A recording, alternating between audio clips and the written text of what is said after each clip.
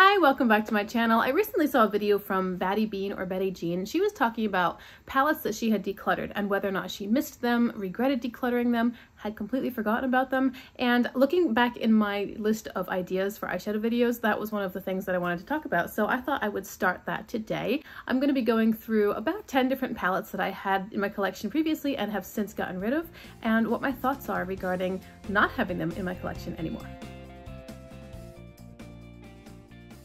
In case you guys are wondering, I did not film today's eyeshadow look because I didn't have time with the children. However, I have a series on my channel now which is called While I Was Out, and that is basically where I've done an eyeshadow look off camera, but I take a quick video of it so that I can recap and show you guys some of the things that I'm doing even when I don't have time to film.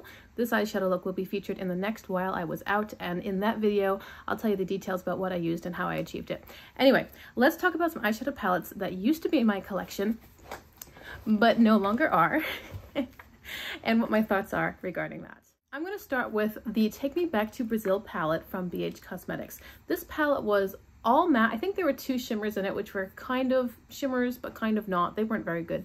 I had this palette very, very early in my eyeshadow journey. If you go back to the earliest videos on my channel, I think the first video, or the first 3 or 4 videos, are using this palette. And honestly, I liked it for the color selection and arrangement. This was recommended by Danielle Claire. I don't know if she's even active on YouTube anymore. I found her pretty early on and she got great use out of this palette. She made the most amazing looks, and that was kind of aspirational for me. But when I had it in hand, first off, my skill level wasn't there, but also the quality was not there. This is not BH Cosmetics good quality. This was pretty mediocre when it comes to eyeshadows in general, and looking back I can say that because now I've experienced much better quality eyeshadows. The color selection was fun, it was good, it was, you know, pretty generic rainbow palette. It had a black, it had a white, but it wasn't a true white. If I remember, it had a green shift to it. I don't know, it wasn't a true white, I do remember that. It was okay, it served my purposes at the time. I was able to dip my toes into color and be creative and expressive with it. For a while I was keeping it just for nostalgia, but I got to the point where it was just taking up space. It was taking up physical space and mental space, and I didn't see any need to keep it. It was good to have those memories, but I didn't need the palette in my hand to keep those memories. When I first got into eyeshadow, I bought exclusively Colourpop for like 6 months, and then I discovered BH Cosmetics, and so I bought a good amount of those palettes as well. And it was after BH Cosmetics that I started to explore different brands and the world opened up to me. So several of these early palettes are going to be Colourpop and BH. The next one I want to talk about is Smitten in Switzerland. I liked this palette, I liked the color story. I was very drawn to the orange and the green combination in this palette, particularly the orange, and that definitely speaks to where I am now. I love orange eyeshadow and I love green eyeshadow, and I often put them together, but I love them in conjunction with other colors. Orange and greens speak to me, and so it makes sense to me now, looking back, why I was drawn to this palette. But this palette was also much too neutral for what I was really wanting to do, the kind of results that I was hoping to get. I couldn't usually achieve them with this palette, so I had it for a while, I enjoyed it. I think every time I used it, I dipped into that orange, and again, that sort of played through into where I am now in the palettes in my collection at this point. I eventually sold this to a friend of mine. It's a nice palette. It was pretty. It just wasn't very exciting. Here is the Mercury Retrograde palette from Huda Beauty. This palette I was pretty excited when I first got it because it's a pretty expensive palette. Huda is more of a luxury brand, and I was able to get it for quite a discount. I think I probably paid like $20, maybe $25 for it. I don't remember. Anyway, I was excited because I was expecting it to be very good formula, and I was early enough in my journey that I didn't really know what my style was. I was figuring it out, and there's nothing wrong with that. I mean, we have to experiment and play around and try different things to see what we like. So the Mercury Retrograde palette was part of that journey for me. It was a nice palette. I actually very much enjoyed all of the looks that I got from it. I did one video where I did 5 looks in one video, and I did 1 or 2 other videos on my channel using this palette. The reason I decluttered this one was because while I liked the looks and I thought that they were more refined, just a little bit higher class, they didn't excite me. The palette just didn't get me going. I didn't find it inspiring. It was a little bit too neutral and just muted and subdued. Not terribly exciting.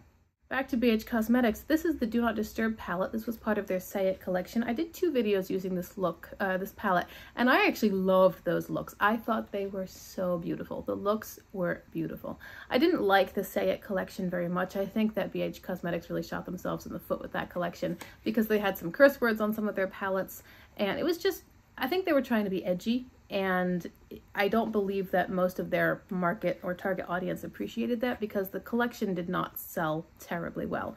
Contrasted with, for example, the Sweet Shop collection, which sold out and then restocked and then sold out. It just like gone in a matter of days. And I think that was a better representation of what people were really wanting. The Say It collection, which had excellent quality shadows, didn't sell out. So the packaging didn't really work out for them. I really loved the color story of the Do Not Disturb palette. It's the only one that I bought from that collection. I liked the color stories, honestly, of all of them. I really liked the green one. I really liked the orange yellow one, but I wasn't about to buy something that had the F word on the front of it. That seemed wrong and inappropriate.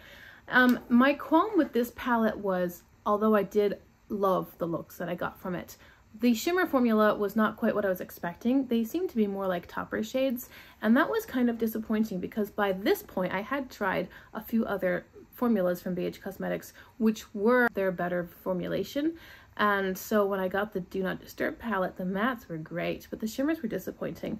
I decided to declutter it because although I liked the look of the final result, I didn't enjoy working with it, and it wasn't behaving the way that I was expecting it to. Let's talk about Beauty Bay. This is the Love Notes palette. I think it was their 2022 Valentine's Day launch. I bought this one on launch, and overall I would say it's a pretty palette. I really enjoyed the color scheme of it, the soft pinks and the purples, a little bit of deeper tones, a little bit of neutrals and browns. I ended up decluttering this palette because I found that I don't wear pinks that often. Pink is pretty much my least used eyeshadow color. I just don't love the way that I look in pinks. I like to pair pinks with other things. And this palette also had a lot of what I felt to be redundant shades. There were several very light toned pinks, we would have been fine with one. Several very light toned purples would have been fine with one. And the deepest shadows in this palette, in accordance with how Beauty Bay formula usually works, did not build very well. So at that time, I didn't know to start with the darkest and work my way out. I wanted to do my standard technique at the time, which was to do a wash of color and then build on top of it to deepen. Well, that didn't work with the Beauty Bay formula. I would get frustrated, it would get patchy and didn't look very smooth and effortless, and all of those things together were the reason I decluttered it. This was really easy to sell because it was limited edition, and I sold it at a time when people were still wanting it because it was relatively new but out of stock. It was pretty, but it just wasn't the best fit for me. Here's a brand where I only tried one palette, and that is Pinky Rose. This is the Exotic Peacock palette. I loved the color story of this palette. This was launched as part of a trio, and it was the most exciting color story to my tastes. I love the blues and the purples, the pop of green, the pop of more of a chartreuse sort of color. It was a neat color story, very dynamic, and I enjoyed the looks that I got from it. The reason I decluttered this one is because it didn't get my creative juices flowing. I felt that it was a very expected color story. The most interesting part of it, the most unexpected or unique part, was that chartreuse, and I believe I used that most of the times I used the palette. It was fun to pair with the blues, it was fun to pair with the purples. The formula was fine. I just felt that overall the palette was a little bit on the darker side. It didn't have lighter tones to blend things out. And then I had lots of blues and purples elsewhere in my collection, which were paired with more interesting tones, so this was a little bit redundant. Honestly, I'd sort of forgotten that I had this palette. I saw it recently in someone else's video, possibly Betty Jean's, and I was like, oh, that's right, I forgot I had that. It was a nice palette. Hopefully the person I sold it to really enjoyed it, but when I had it, it no longer served my purposes. Ace Beauté has risen significantly in my eyes. I started off with their brand with a couple of their older formulas and the Violet Sage palette, and I was about to give up on them because I wasn't highly impressed by any of those formulas. I heard that their reformulation was excellent, but then I got the Violet Sage palette, which I was told was the new formulation, and it was not excellent. It was a big disappointment, honestly. I loved the color story. In fact, it reminds me of the Flora Story palette from Udenzai and Amanda from Makeup Just for Fun. That sage green and violet purple tones. Beautiful color story. The Violet Sage palette did not execute it well. I have heard that this palette, because it was released for a subscription box, was perhaps manufactured in a different location than the rest of their palettes, and that's why it was not the good new formulation. I don't know. What I can say is that I now own the Paletopoly palette, which is the new formulation, and it's awesome. It's so good. It's probably one of my top 10 palettes in my collection at this point, maybe top 5. So I decluttered this one pretty quickly. I only used it 3 times, I think. The first time I used it and I was pretty bummed. The second time I used it as a, you know, let me give this a second chance sort of thing. No good. And then the third time I used it, I had already decided to declutter it, and my daughter really wanted to see specific colors together, so I did a look using those colors, and then I got rid of it. I don't miss this palette at all. No loss at all. It was a dud. Here is the It's My Pleasure palette from Colourpop. This palette has been something that's sort of taught me things along the way. I love purple. I think purple's beautiful. I think purple is kind of a universally flattering color, whether it's deep, cool, warm, light-toned pastel. I think anybody can look good in purples. But the It's My Pleasure palette from Colourpop, it was well reviewed by everybody whose videos I watched. Everyone said it was such a great staple purple palette. And when I used it, I found it to be a little dry. And I don't mean dry in the formula, I mean dry in what it could do. And I'm not sure that I can explain that, because it certainly isn't a one-note wonder. It's monochromatic in that they're all purple tones, but there's a lot of variety within these purple tones. Again, you have warm tones, cool tones, deep, lighter, shimmers, mattes. It's a good palette. I don't really know why I didn't enjoy playing with it, but this is the reason that I didn't buy the Lethal Nightflower collection, because I found them to be very similar. Lethal had 1 or 2 more interesting shades, but I thought if I didn't use the It's My Pleasure, I'm not going to use the Nightflower. And I decluttered the It's My Pleasure. Then a subscriber ended up sending me one, and I gave it another chance, like a year later, after I was better in my skills, more well-versed, more experienced, had a firmer idea of what I liked, and I still didn't love the palette. So I can't exactly explain why. I don't know. It just didn't excite me. Another of the earliest palettes that I got when I first started doing eyeshadow and I discovered that I liked greens was the Avocado Toast palette from BH Cosmetics. This palette was well reviewed as well. Everybody seemed to love this palette and I enjoyed it as well. When I got it, I thought, here we go, these are just such pretty greens. This was pretty early on, quite early on, long before I understood skin undertones and how they would or should impact my eyeshadow color choices.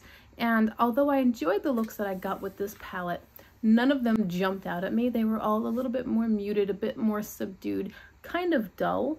Now I understand that's because of my skin undertones, because I can totally pull off greens, but I need to choose the right shades. So nothing that's really brown or yellow based. I need more vibrant, bright greens or blue based greens. Avocado Toast definitely had more greens on the yellowy brown side of things, just kind of dull avocado olive sorts of tones. Really pretty, but not the best color scheme for my skin tones. So this was really good formula. This was definitely BH great formula. It was part of their brunch series where they also had the blueberry muffin and the mimosa, both of which I still own. I just decluttered Avocado Toast because it was rather drab on my skin. It's a good palette though. Back to Ace Beauté for my last palette of today's video. Here is the Paradise Fallen palette. This one I bought in what I was told was the new formula. Maybe it was misrepresented to me, because when I compare it to the Paletopoly palette, there's no comparison between the mattes or the shimmers. I found that in my version of the Paradise Fallen palette, it was the same performance as my Oceanic and Flare, both of which I still own, both of which are in the old formula. I would love both of those in the new formula. But anyway, this palette was a huge disappointment to me. I love the color story. I love the cool toned neutrals and purples. They are very flattering my skin tone, but there was something about it. It just didn't excite me. I felt that the mattes were kind of too similar overall. Like the really purple mattes were too similar. There wasn't enough variety in them, and the shimmers were completely unexciting. There was almost no sparkle to them. They didn't show up very pigmented or very shiny or very impactful on the lid. They were just dull. And I was stoked to get this palette because I thought that it would be my purple palette. I bought this to replace the It's My Pleasure. I thought this would be it, that this would be the only purple palette I need. But honestly, I've had much, much better results from purple shadows produced by Glamlite and Beauty Bay than I have this palette. Now, I can't say for sure that this was the new formulation, because I have Paletopoly, which is amazing. So maybe the palette that I got was not actually the new formula for Paradise Fallen, and therefore I can't really speak to how that performed. I can say Paletopoly is great, and this one was not. So I would guess that it's not the new formulation, I don't know, I'm just saying, even if I had this in the newest formula, I still might not love it, or at the very least, I don't think it would be my go-to purple palette anymore because my collection is so much more well-rounded now, and I know it better as well. I know I can get this shade from that palette, I can go over here and get that shade, so I don't necessarily need a, you know, one and done, this is my purple everything sort of palette. At this point, I can grab purples from anywhere and get really beautiful and varied looks because I'm not staying in one palette. Does that make sense? So there you go, that closes out my first regret or relief video. I don't regret any of these, honestly. I'm pretty careful at this point, especially about which palettes I bring in, because I don't want to bring something in and then watch it be decluttered 6 months later. I didn't love it, I didn't like the formula, I didn't like the color story. I know myself, I know brands, I know formulas, I know my own preferences so much better now than I used to. So I'm careful about what I bring in, therefore I'm pretty careful about what I get rid of, because it's like watching money slip through your fingers. If it's like in, out, in, out, in, out, it's just irresponsible, I think. At least that's my perspective. I don't actually regret any of these palettes. I don't miss them. I'm glad that they're not in my collection anymore because I know that they wouldn't be used and that would frustrate me a lot. So I hope you enjoyed this video. Remember to like and subscribe if you want to see more. Remember to check the description box for information, and I will see you guys again very soon in my next video. Bye!